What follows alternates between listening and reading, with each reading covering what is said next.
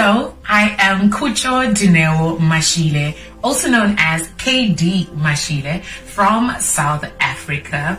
I was born in Mpumalanga and I currently live in Cape Town. I am the founder and managing director of Perfect Love Publications. Perfect Love Publications is a Christ and youth-centered company that has three spheres. One being events, the second publishing, and third being community-based projects.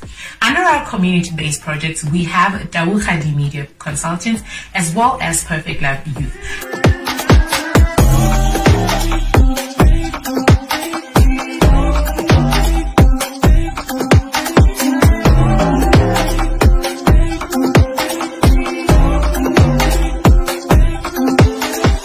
The Perfect Love team consists of 5 beautiful black women from different walks of life and careers. Each one of us in our separate offices are supported by other African young people, both female and male. I believe that what we are doing is influencing the culture of youth employment, in that we are showing young people that you can use what you have, where you are, and who you know to create the kind of spaces that can help you make an income. With that,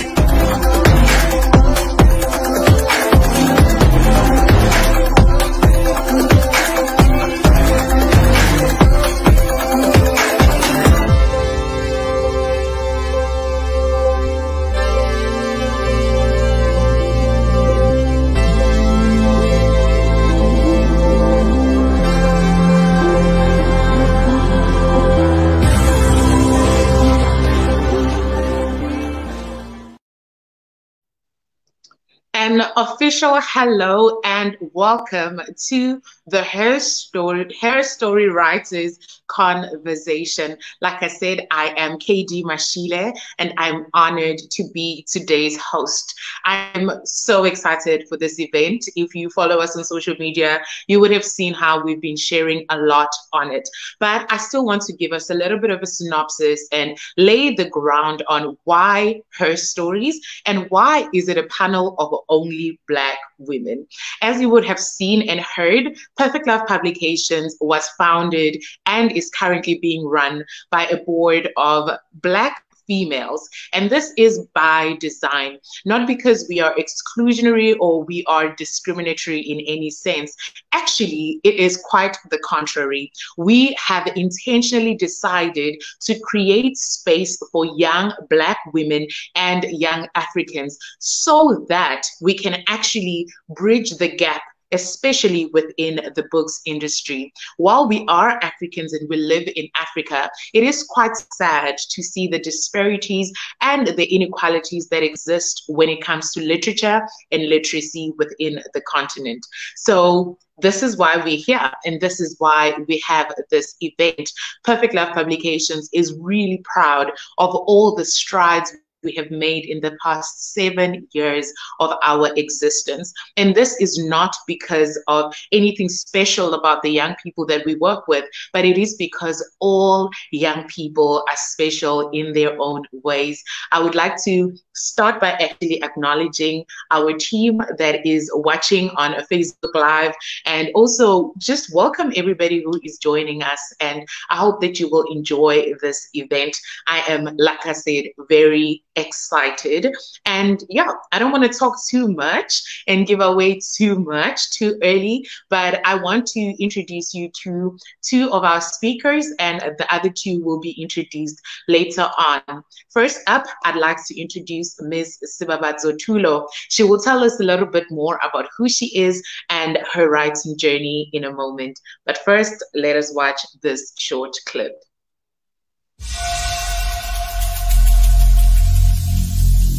Every single day, I'm gonna make something great. That's my way. Every single day, I'm gonna make something great. That's my way.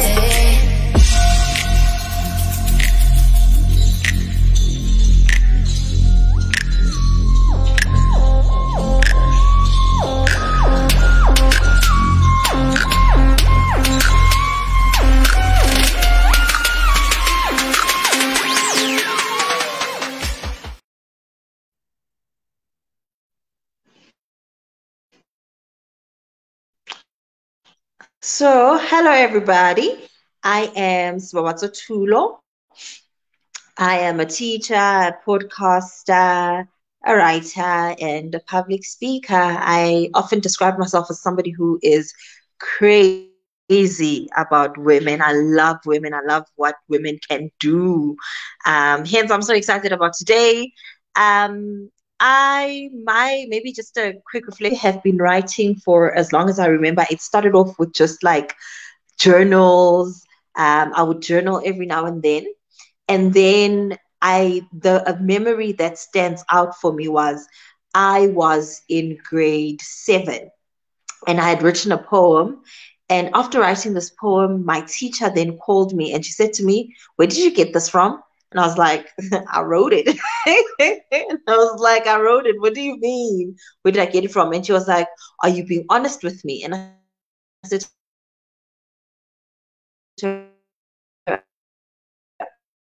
"I genuinely wrote this." And she said to me, "Promise me that you will write." I started writing. She was like, that is really my writing journey. And then I decided I always wanted to write. I knew these long Facebook posts. So when it came to writing my first book, it was just a compilation of all my Facebook posts and the poetry, and I put it into one book. And then when it came to writing my second book, that's the book that felt very intentional and very focused. So I write often, I write all the time. I often say it is the language of my soul. It's how my soul speaks the truth. It's how my soul mentions what's going on with it. Yeah, and that is me. Thank you very much, Ms. Siba, for introducing yourself. I don't want to ask too much, but I do want you to maybe just tell us a little bit about your two books. What are they? What are they called? What are they about? And yeah.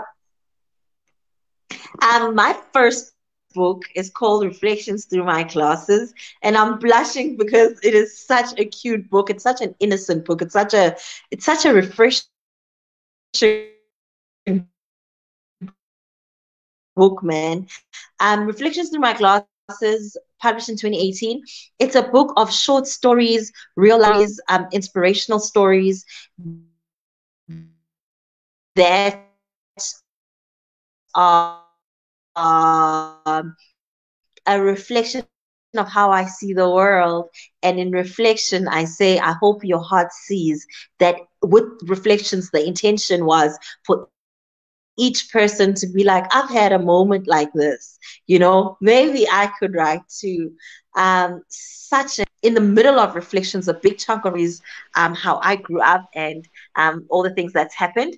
Then my second book called Dear Black Parents.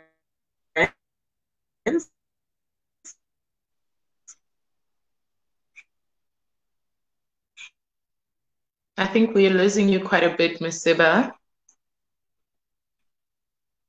Um, okay, I think we will get back to That this question because we are happening to lose Ms. Siba quite a bit. So what I will do, I will actually move and introduce the next speaker. I'll definitely allow each speaker to share their books with you, and we'll talk a lot more about their books during the discussion. So yeah, thank you, Ms. Siba, for the introduction. I think for me, what stands out is how a person's first books comes about, because a lot of people are like, oh, my book's not ready, blah blah blah. But I think the best place to start is starting. The best way to start is to actually start, and nobody can tell your story better than you. So thank you so much, Miss Siba. Next up, we will be introducing Miss A. Tumfazwe, also one of our day one clients at Perfect Love Publications, and someone that we have watched grow over the years as an author and as an artist. And it gives me great pride to introduce her to you. But first, let's watch a little clip, and then she will come on and tell us about herself and about her writing journey. Enjoy.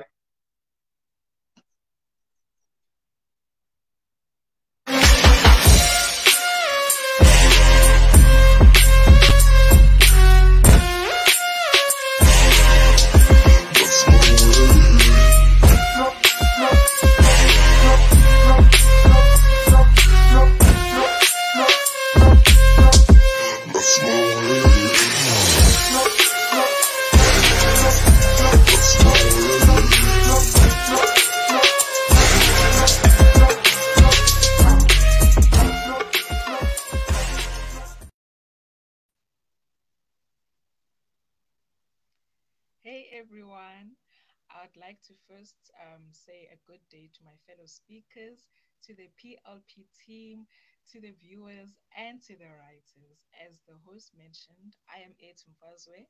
I'm an arts lover, writer, author, poet, spoken, as you have seen, explained on the platform. And I'm also a music fanatic and learner of life. Originally, I'm from Tofumbaba in the Transkei, but I grew up in East London. I started writing when I was 11, and I obviously haven't looked back, but I must say that I have had inconsistencies over the years due to, changes of interests as one grows up. However, God has been able to use me still in those years to share his goodness in the work that I've been reciting and showcasing. So, throughout the inconsistencies, I have been writing for more than 10 years. I can't tell you how old I am, otherwise, that will just be giving away my age. And a lady doesn't kiss and tell. So, yes, you should just know that it's been over 10 years. And then my journey started when I was actually preparing to rap in a rapping contest in grade 5 with a childhood friend of mine. At that time, I just wrote sentences that would rhyme with my name. So yeah, so it was quite fun. But then over the years, I actually started being consistent with the writing. I started writing again in grade 6. Then I stopped until grade 8, grades 8 to 10 or 11, and then I stopped. And then when I moved to Bloom to pursue my studies, then I saw that there was a poetry scene. And then I thought, okay, why not just continue writing? And then I've taken it seriously ever since.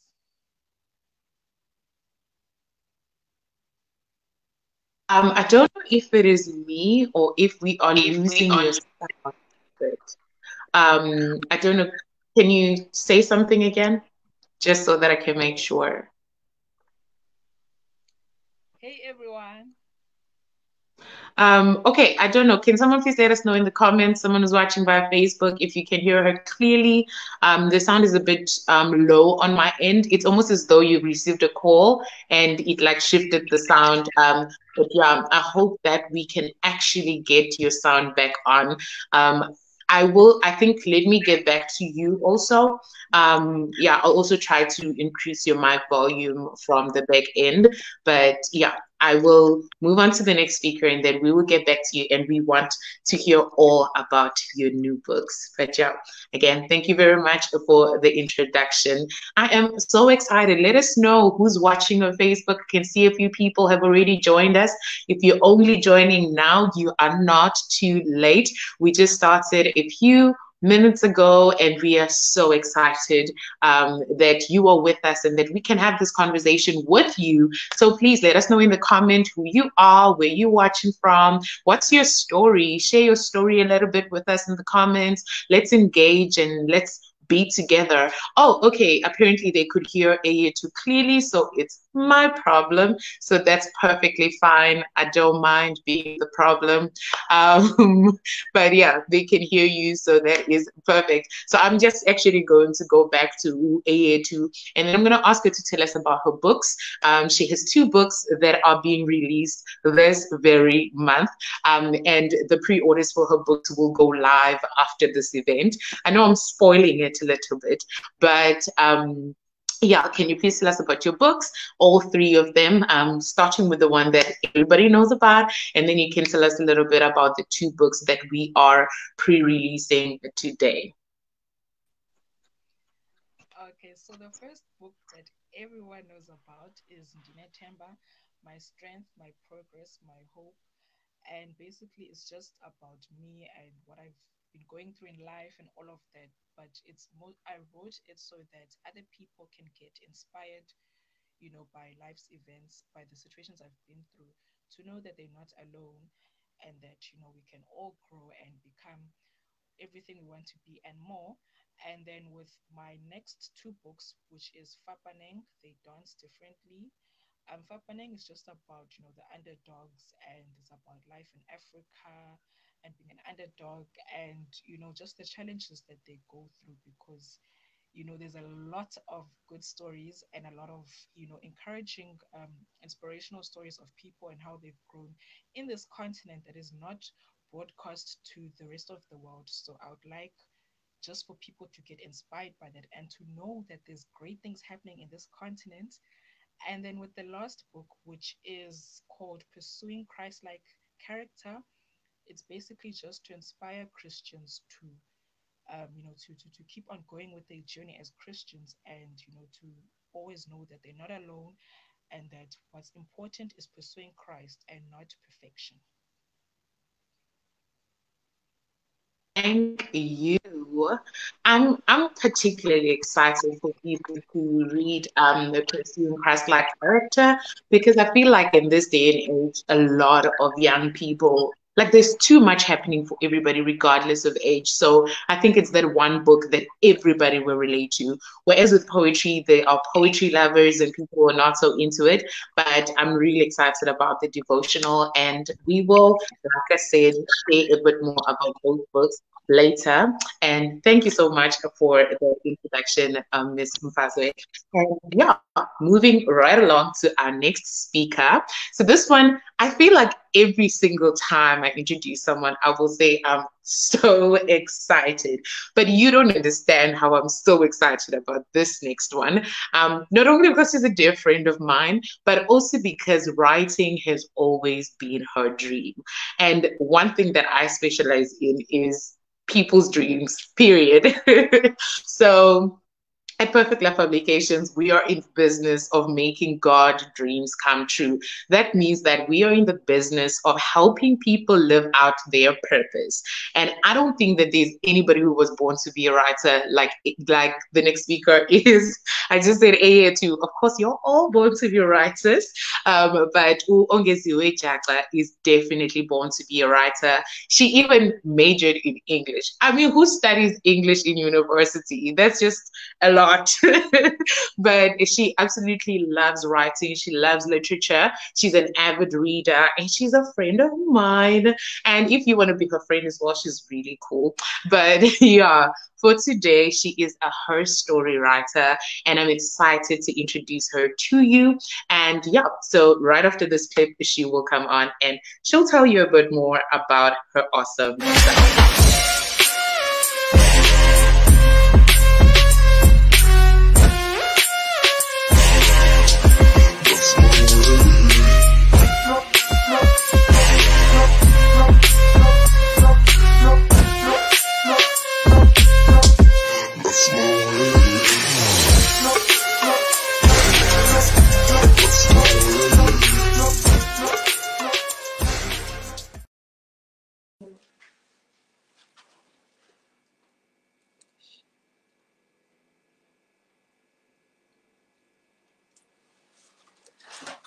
Hi everyone.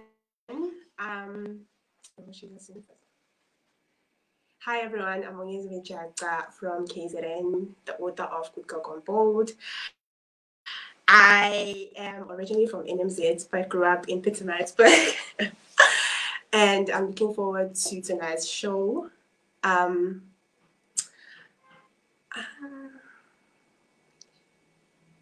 is she?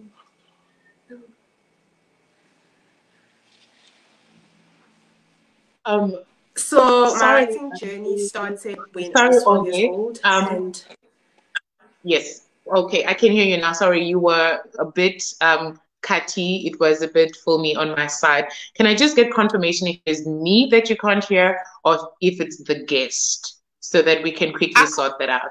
I can't hear you. I couldn't hear you. Could you Okay. hear me?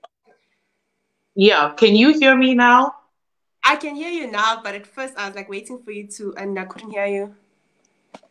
Okay. No, I Maybe hear you clearly right now. So you can yeah. continue. Maybe just start again from the beginning with the intro, and we'll just hear from the people watching on Facebook Live via the comments if they can hear you. But I can hear you perfectly now. Sorry, and welcome again. You have the stage. So I'll introduce myself again. Hi everyone, I'm Onyeziwe Jaga, the author of Good Girl Gone Bold from NMZ, but grew up in Pietermaritzburg. This is the first book that I've ever published, and I really, really am proud to be on this platform today. Yeah. That's all the introduction I have. That is a very modest introduction. I'm still waiting for the Facebook people to let us know if they can hear us clearly. But I will tell people that you are also an M&E consultant, and I will also tell them, Yes. quite a lot happening in the comments. Okay, I think this was a mistake. The comment that just came through, I think that was a mistake. Okay, you now both clear. Yay! Thank goodness. Look at God. Won't he do it? So yeah, Onyeziwe is an M&E consultant as well, and she is also an English and sociology graduate. So yeah, that's all that I wanted to say. She's been modest, too modest to tell you that. But I will let all my speakers back on. If you do know, well, if you saw our poster, Uxabisa Chabalala was also supposed to join us. We are still expecting her. I'm not quite sure if Miss Ziba has been lost or if she's still with us. But as time goes, we will try and get her back on. I can't see her on my end. If any of the other speakers can see her, please do let me know so that we can add her back on here. So yeah, this is the part that everybody came here for, to be honest. Everybody came here for to hear us speak about and kind of unpack the importance of young people or the importance of women writing their own stories and the impact that that will have in the history that will be told in the future. So seeing as we are all now loud and clear and everybody can hear us, yeah, I would like to say welcome once again to all my speakers. Thank you so much for making the time to be here. And also thank you so much for trusting us to tell your stories or trusting us to be the amplifier that amplifies your stories to the rest of the world. Again, like I said, if you are watching via Facebook, let us know what's your story. Let us know your name, where you're watching from, and let us shout you out. But yeah, the first question that I would want to ask both of you is really what are some of the valuable lessons that you've learned in your journey as writers, whether it is during the writing process or during the publishing process. I think let's just anchor the conversation from there. What are some of the lessons that you have personally learned through this journey? Anybody? Okay, can I go first? Yes, you may. Sure. So for me, the valuable lessons that I learned when I started writing, I learned that the best way to being the best in whatever you're saying is to say it truthfully and just be yourself. Say it how you mean it and mean it how you say it. There's no specific formula when you're writing, and you just have to speak your truth. And when it comes to the publishing journey, I feel like you have to start somewhere. You have to start sharing your work with people, and you just have to believe in yourself and put it out there. And trust yourself enough to also approach publishing houses, because that's the only way you'll know how good you are. And yeah, you just have to start, basically. I fully agree. AH, anything from your side? In the writing process, I've learned to write what I like because you can't please everyone. And a wise person once said that when you write from a place of authenticity, then people can.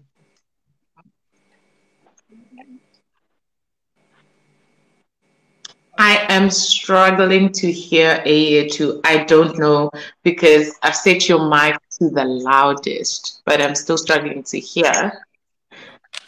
If it is on my end, maybe can you try and speak a bit louder? Sorry. Okay, I'll try. Okay, so in my writing, I've learned to write what I like because you can't please everyone. That a wise person once said that when you write from a place of authenticity, and when along the publishing, just learned to do my research to authors and what and what.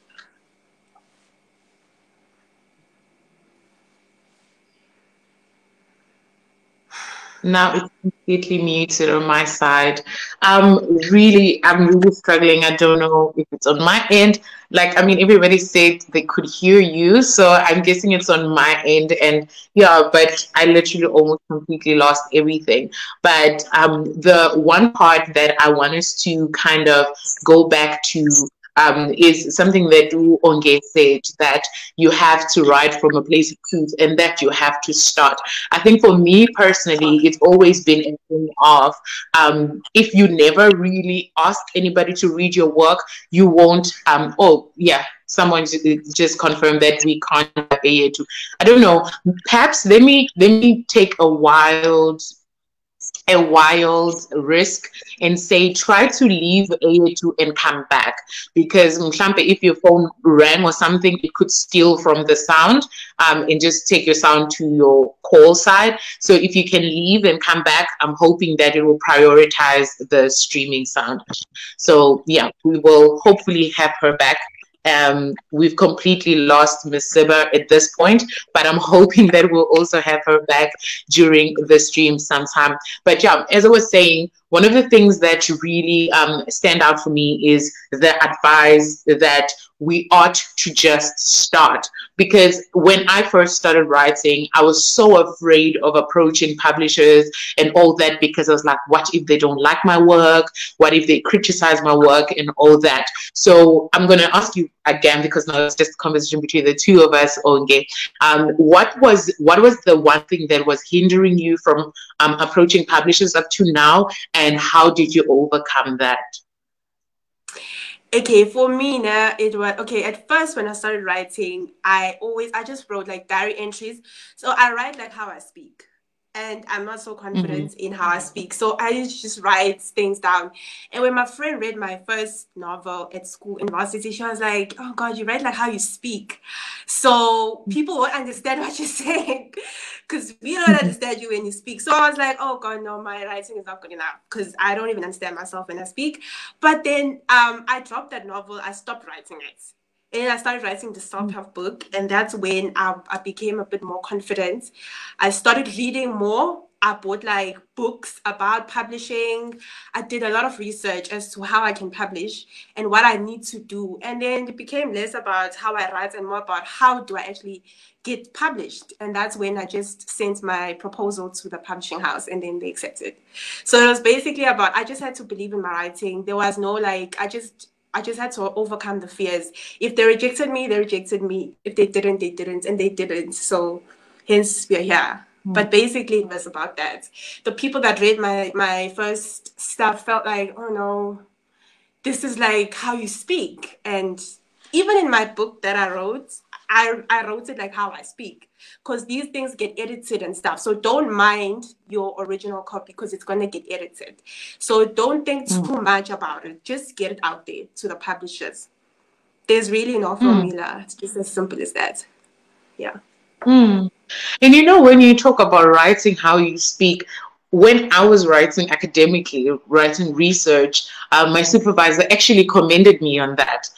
She said that your writing is so conversational. Someone was asking, is her mic not muted? Her mic was not muted. And the app that we are live streaming from allows us to actually maximize your volume past your phone's volume. So like all our mics are on like 200. So it wasn't muted. I think it was just that thing that her phone was prioritizing another app. And she's back. So I'm going to add her back to the stream. And yeah, hopefully we can converse a bit better. Can we hear something? Yeah. Can you hear me? Oh no, we can't hear you. I think maybe your sound is still connecting. Let's try and give it a little bit of time to connect. I'm really hoping that we can get you back on very soon. But yeah, I was still responding to the conversational writing style. So for me, I actually liberated one of my mentees by saying this, that especially when you're writing poetry, you don't have to rhyme. Your poems don't have to rhyme. They don't have to be a certain amount of lines. You don't have to nothing when you write. Yes, there's a lot. And I think think for you, because you have the academic background of like, this is how you're supposed to write, this is how you're supposed to report, this is how blah, blah, blah. I think that kind of sometimes hinders you. And I like the fact that you're saying with your first manuscript, really what publishers are looking for is, do you have a story, and how comprehensively do you tell that story? The rest of it will be refined. And I personally enjoy conversational writing because I want to speak to people. I enjoy speaking to people. So if you're writing something that goes over my head, the English is too big, or it's way too complicated, I most probably won't want to read it. So yeah, I would say big ups on writing the way that you speak, because whoever it is that you are writing for will appreciate it. You're not going to be everybody's cup of tea. Some people don't even drink tea. So at the end of the day, it's really about what you're writing about, who your audience is, and all that jazz. But yeah, I want to ask you something that is almost going to be contrary to what I just said. But what role has what you've read in the past, what role has literature, both academically and also your leisure reading, played in how you write today and how you understand writing? Okay, literature. I literally studied literature. So it taught me a lot. It taught me a lot about culture, traditions. It taught me a lot about change. One thing about literature is that it teaches you about time frames and stuff like that. So I learned to appreciate words and their power. Words have so much power and they have so much meaning. And also it made me feel like I was traveling to all those places historically, to the present times. But most importantly, through the texts that I've read, I have learned to stand to consider the multiple perspective of other people through everything that I've read. So that for me was like a really big impact that literature made for me, is that it taught me a lot about people's perspectives and to actually understand the complexity of human nature, if I may put it like that. Welcome back, A2. I don't know if this is going to work, but let's try it just one more time and see. Otherwise, we'll just have to work with what we have. So the question at hand was, what role has literature, like that you've read or that you've studied, or any books that you've ever really come across, what role has that played in how you write today? Okay, I actually like this question because... Oh, that's perfect. Sorry, you sound amazing. Yes, go ahead.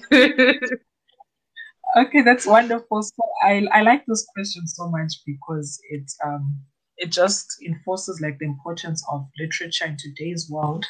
I remember in grade 8, we had to read the Diary of Anne Frank.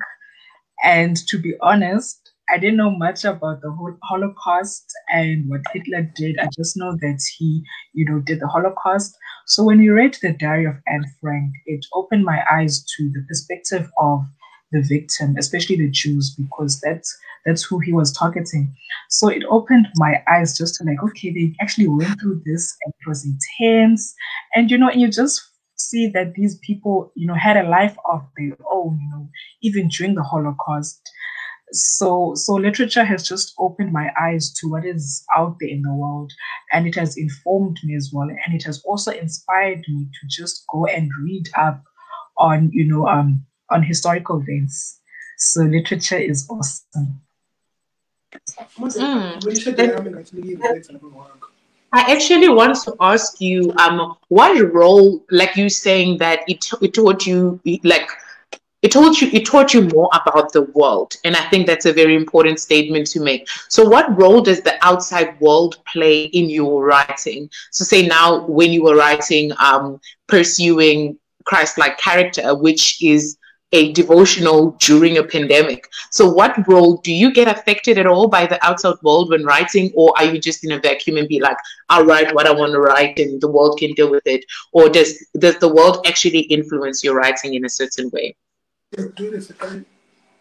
It's a very good question, and I try not to let it affect my writing, especially Christian content, because not everyone is a believer, and there are people who are antichrist and all of that. When I say antichrist, is in they just don't like God, they don't like the religion, they're not for Jesus and all of that. So when it comes to Christian content, I try not to let the outside world affect me, but with content like talking about minorities and daily issues, then yes, I do let the outside world affect me.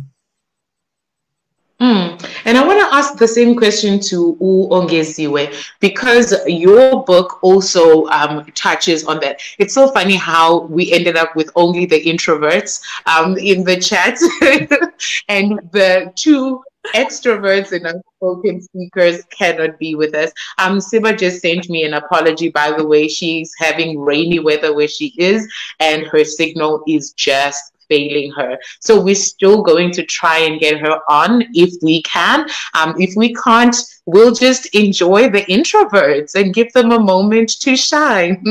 But yeah, as a person who is very shy, personally, to what extent does the outside world influence what and how you write a book about being bold? Onge. Well, influence me, I don't know, but it does. I mean, my entire book I wrote it because of people. I thought about people. I thought about people's influence. I thought about how people affect us in terms of gender, race, lifestyles. People can affect a lot of things, including how you think and how you act.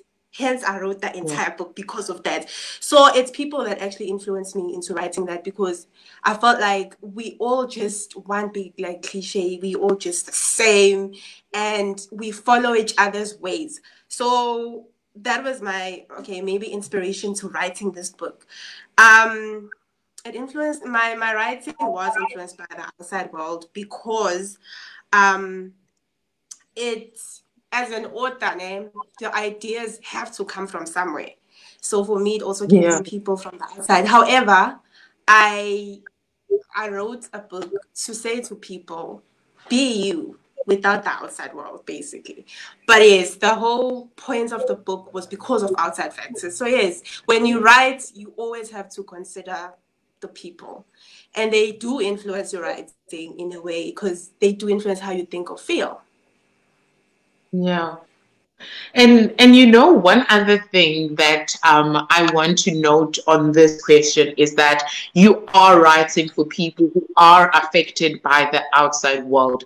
So, for instance, going back to the devotional that Udayetu wrote, it's and even Good Girl Gone Bold, you guys are writing books for women or for young people in South Africa or in the world during a global pandemic, who are either maybe affected, their loved ones may be affected by the health side of things, or financially, or in a way. So you were saying, go and become bold in a world that is fighting against you. You were saying, pursue a Christ-like character when you are facing financial troubles, health troubles, family troubles, and all these things. So I think it is, like Uetu said, it's very important not to allow the world to determine what you write, but it is important to be mindful of what's happening in the world when you do write, because whoever must buy your book or whoever must read your book is inevitably in the world. So that's, for me, I think that's it's kind of like a balance of the scales type of question. And it leads me to the crust of what today's conversation is about, that we are women who are writing our stories in a world where, and this breaks my heart to even have to admit, that GBV is at its peak. South Africa has officially been named the country with the highest unemployment rate in the world. Never mind the fact that we already have the highest rape cases in the world. To be even worse, we have higher rape cases than countries that have used rape as a weapon of war. So we are basically looking at the stats. We are living at kind of like the worst of times in history. Yet we still have to be strong. We still have to show up. We still have to take up space. We still have to say all these things. So before I even get to the actual question, I want to ask you, in spite of or in light of all that is happening, what would you want, what would you say the story of young women today is? Or even deeper, what would you say the story of young Black women today is? From the top of your head, I know I didn't prepare you guys for this question, but what would you say our story is today if you were asked? I don't know who wants to start. I'm I'll putting both start of you. with Okay. I believe the story of young women today is actually surviving in this chaotic, cruel world. So, in short, it's survival because there's so much that's against us Black women. It's from, like you spoke, rapes and GBV to colorism. Hey, like colorism is another topic for another day, but it's a very prevalent issue. It's one that I think a lot of us Black women, especially on the darker side, in terms of melanin, have faced.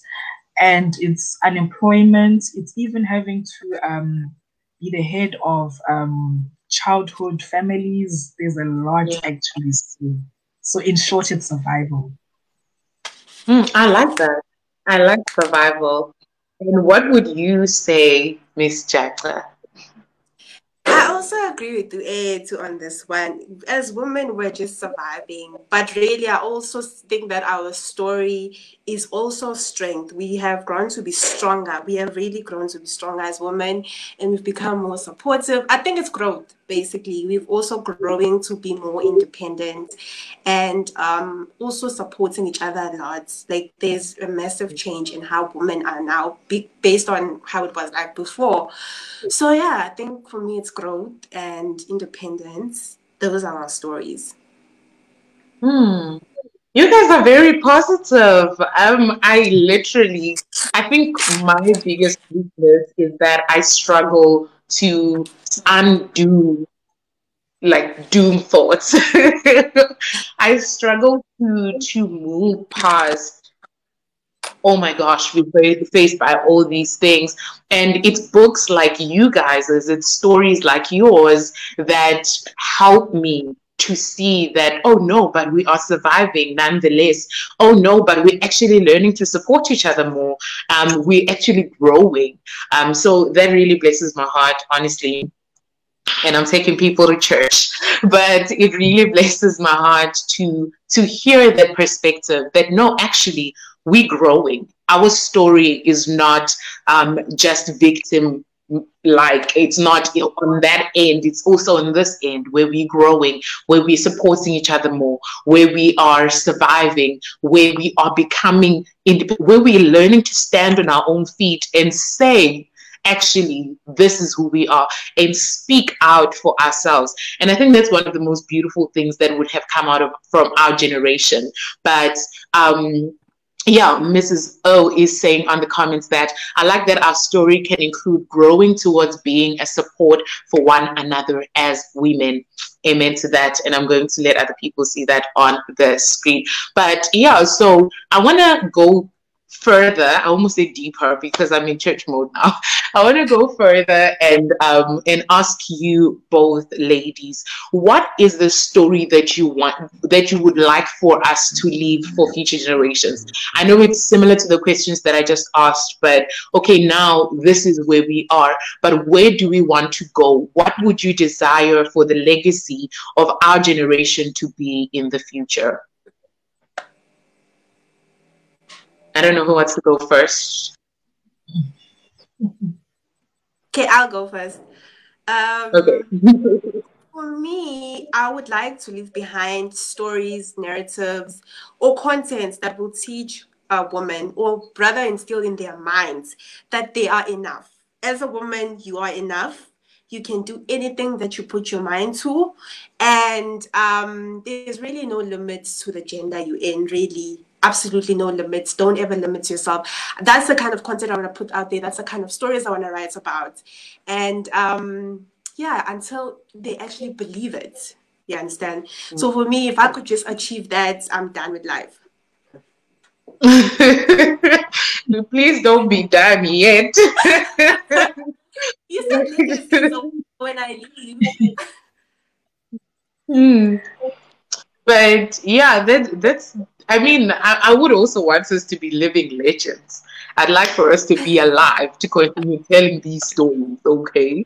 But anyway, Miss Mpazwe, what would you want your living legacy to be? Or the living legacy of women today?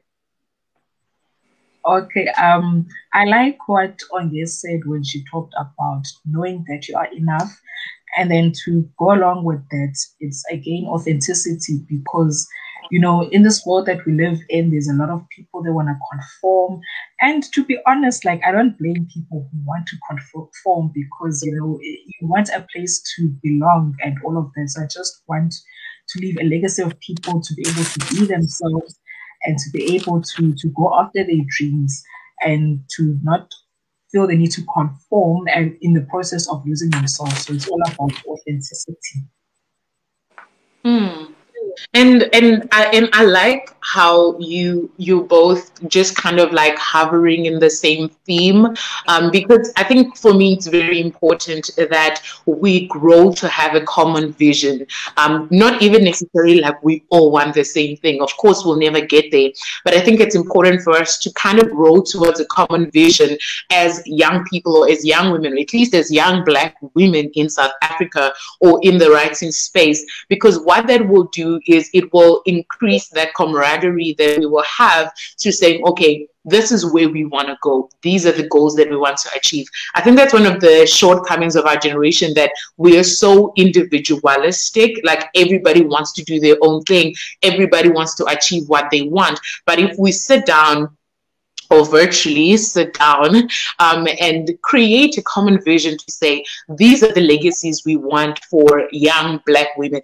This is what we want. So we're celebrating Women's Month in South Africa right now, which is something that happened in 1956. And if I'm not, my maths just left, and I'm just like, I'm not going to.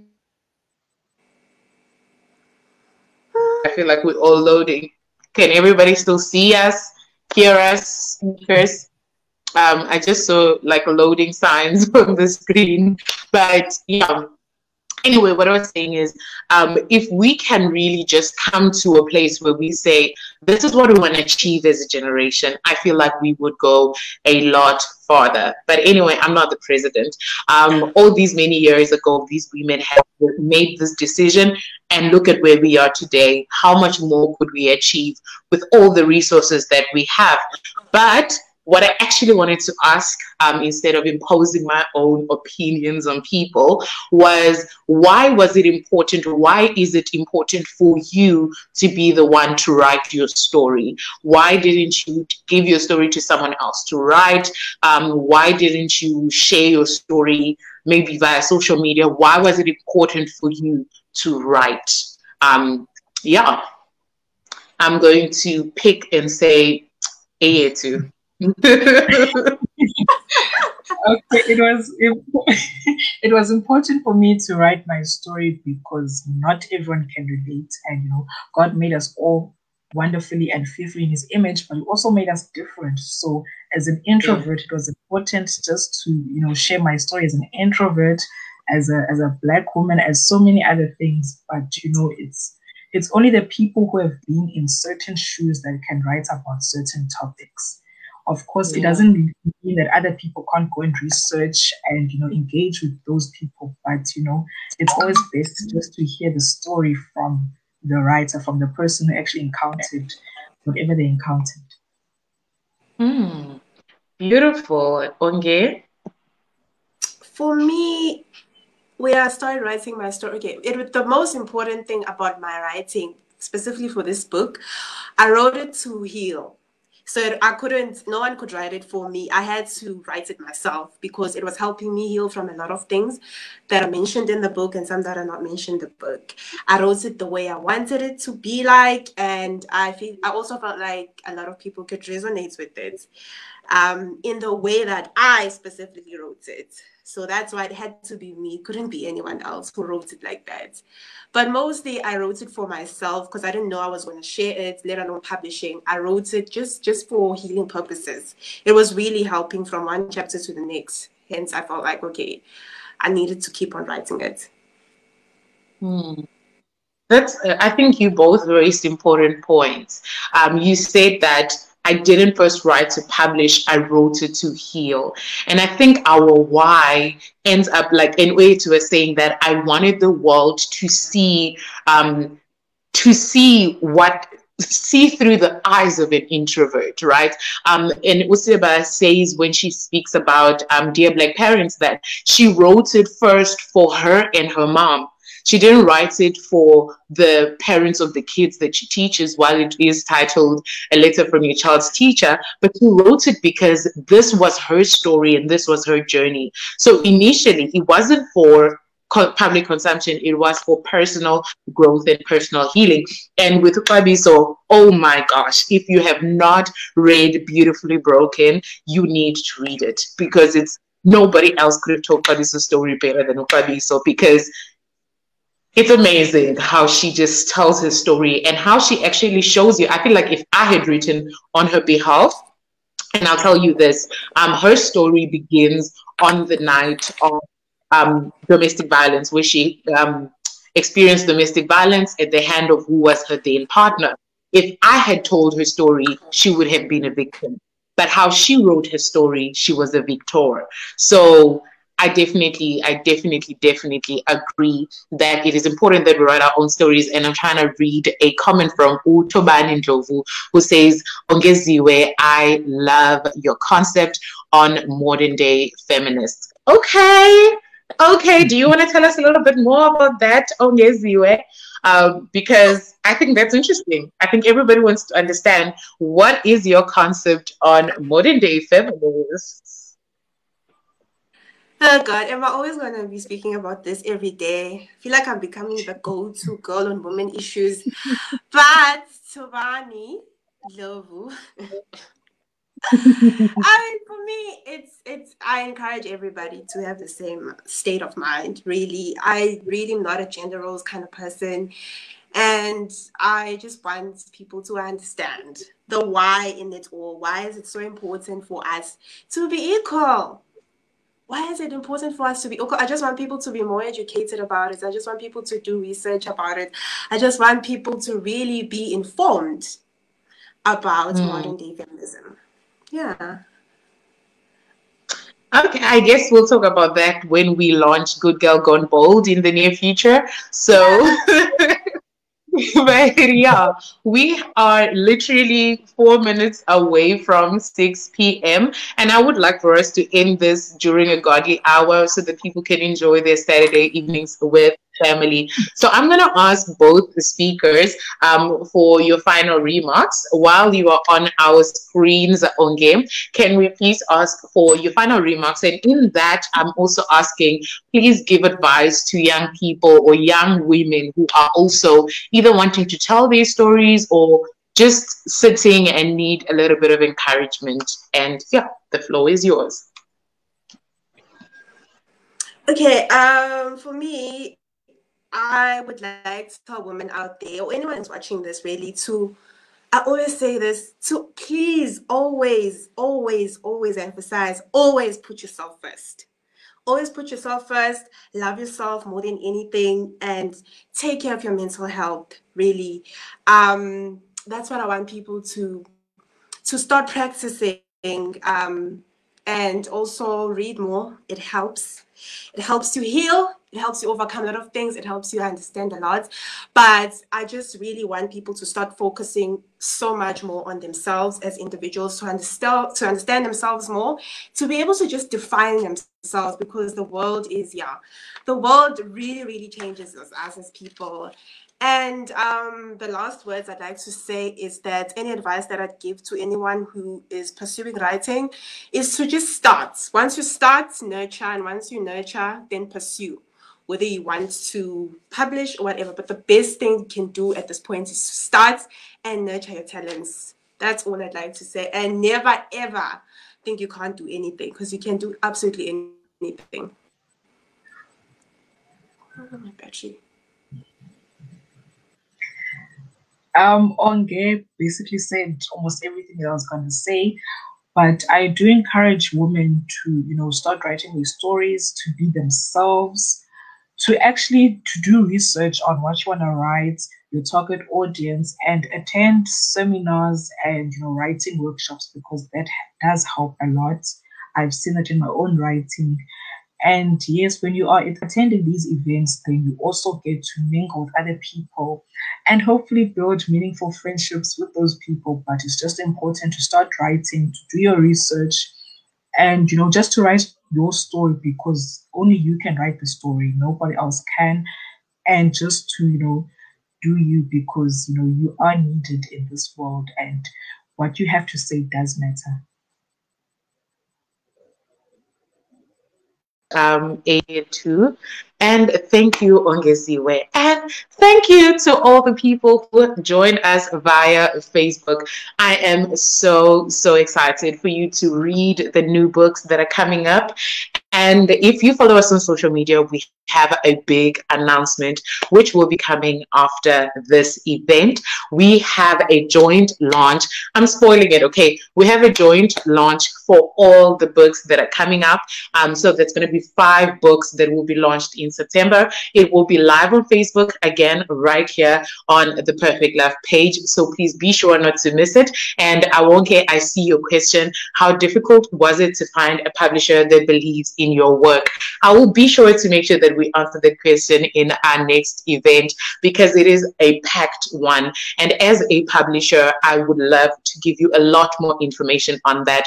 But the best thing that I can say is start. Like the author said, start.